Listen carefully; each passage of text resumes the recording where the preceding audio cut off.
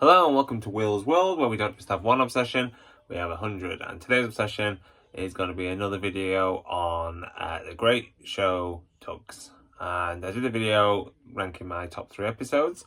I may do a longer one ranking all the episodes, but today's going to be something similar. I'm going to name my top 5 characters in Tugs and my reasons why they're my favourite characters. I've seen a lot of videos like this and I think it's great because I think anybody who's talking about Tugs just kind of preserves the legacy. I've just watched the documentary last night, the big retrospective, and yeah, really enjoyed it, and it's just given me some kind of motivation to make this video.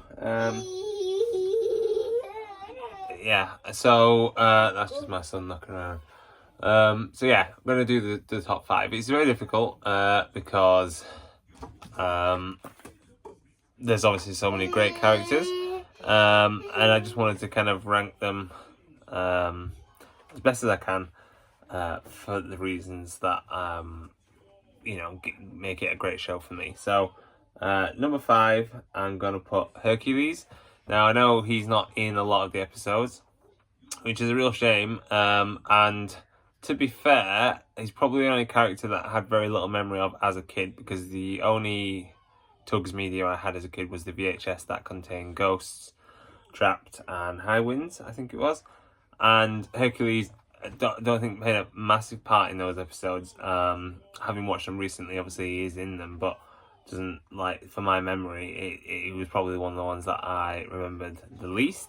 However, I just absolutely adored him watching all the episodes. His, like, calm, I don't know, just, it's so, like, imposing, but in a calm way. Just not like a bully or threatening due to his size, or kind of like, aggressive, like when he encounters the Z-Stacks and Blue Nose, but nonetheless diffuses situations, just doesn't take any crap, basically, and, is more than confident in his ability, not only to, be the bigger Tug in any kind of dispute, but also to be the most intelligent. I think he comes across as a very intelligent. OJ is obviously quite wise as well, but with Hercules, I feel like, I don't know, he sees everything very clearly, and he sees the plan, and he's got confidence in his team, because essentially it is his team, so he's got utmost confidence in them that he was going to help, that they were going to, sort the light out in that episode. So yeah, Hercules, number 5, had to put him in there just because on this run through, I think he's this recent run through I've watched, he's been one of the sparks for me, and I just love the way he calls people sweetheart and stuff like that, and darling. It's just fantastic for whoever decided to do that, to take that route with the character. Got it spot on, really, and I think it's something you can relate to a lot. You see those gentle giants in life. So yeah, there we go. Now number 4 is probably going to be 10 Cents.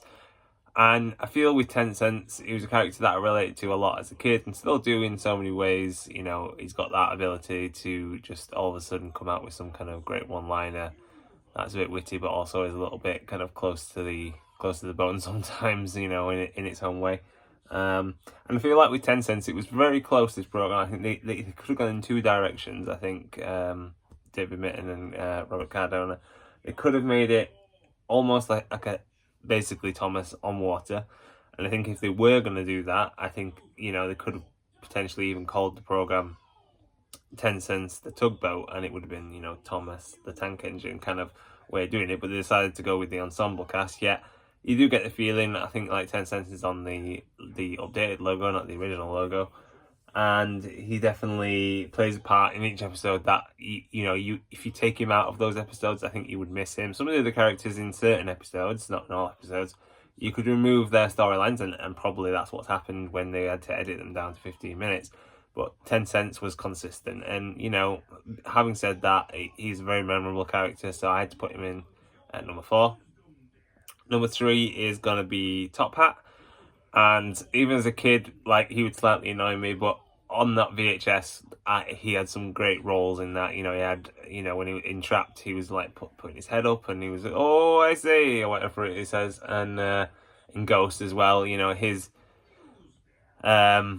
encounter with the Ghost fleet, and rocking up you know, very close to where he should have been, and Grampus tells him, you know, he could have just gone back to port. So but yeah, great character. I know he's a fan favourite. He's just so witty, so kind of charming in his own way. Has a great episode where he saves the train.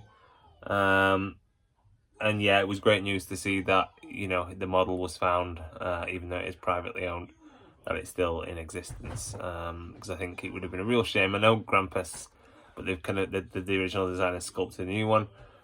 But it would have been a real shame had the original Top Hat not been able to, you know, occasionally rejoin his fleet. So that's great. I think he's definitely my number 3.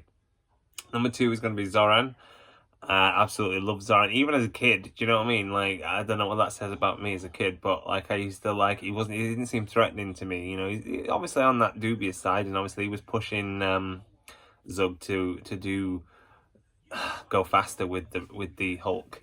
But yeah, I don't know, he's just so funny, and I love his voice. You know, I know it wasn't a voice actor trained. Chris Matullock, or I think that's his name. I got that wrong, sorry. But he did so many jobs. He was like basically the MVP of Tugs, I think. You know, I've got all these other people, but I think he was the MVP really, and his voice was just so iconic. And I don't know, Zoran's eyebrows lifting and stuff. He reminded me of like a, you know, it's obviously 1920s. He reminded me of like a 1920s silent movie villain. And then obviously when Talkies came in, you know, that kind of role was still there. But yeah, it was great. And so yeah, he's definitely my number 2. And then number 1 might be a bit surprising for people, but it's Big Mac. Yeah, so I think that's more of an emotional kind of thing with Big Mac. I don't know why. Like, he might not be up there. I just love his stoicism. I love the fact, I think the accent's spot on, and having watched the documentary, realising he's not even Scottish, because I was 100% convinced that the voice actor was Scottish. He might be Scottish, but he doesn't speak in a thick accent. But with Big Mac, I just thought that was, whoever was voice acting it, I thought that was basically their voice, and they weren't acting as such, they just spoke the lines. But that was even made me love him even more, because, you know, the guy was so eccentric as well, the voice actor on that documentary, and he was great. And I think he does one of the Z stacks as well. I think it was Zach maybe. And yeah, I don't know, with Big Mac, he comes across as, like I say, just like, well, while Hercules is the kind of quiet muscle, the quiet kind of I don't know, the quiet kind of larger Tugs, Big Mac's more that you don't want to mess with him, basically. You know, almost if you think, I don't think he's almost like the Roy Keane of football, of Tugs, sorry, where like you got that air about him. You know, you have a joke with him, like they obviously joke with him in Ghosts, and that's probably where you see him at his most vulnerable, and it was an interesting aspect to go with for Big Mac in that episode, I think, to show that softer side in him, but usually he's the kind of like, let's get through it, you know, we've got confidence in ourselves, and I just love how his character comes across. And you know, it would have been nice in future series had Tugs got that, to see his character development and see more episodes with him. But it's got a real soft spot for him. I think, you know, the beard helps. I think he's the only Tug with like stubble. The accent, like I said, is fantastic. It reminds me of watching Still Game. If you've ever seen Still Game, it's a character, and she's a woman, and she's really small, and it's Edith, and it's almost like the male version. It's like a deeper version of that voice, but I think he's absolutely fantastic, and you know, I definitely put him as my number 1, number 1 Tug. But like I said, there's so many other characters, you know, and it was really hard narrowing it down. However, I feel I'm quite happy with my list. It is interchangeable. I think sometimes it's Zoran, sometimes it's Top Hat. You know, that top 3, and even Hercules and 10 cents. You know, how can you go wrong with those? But yeah. So anyway, thank you for watching. A bit of a ramble, a bit of a long video. Got some interesting Tugs merchandising videos coming up, so look forward to that. Please subscribe, like, comment, whatever you want to say. Leave your top 5s. You know, tell me if my top 5s are daft. I don't mind. You know, just yeah, I like interacting with everybody, so I really appreciate you watching. As always, please take care, and peace, love, and prayers.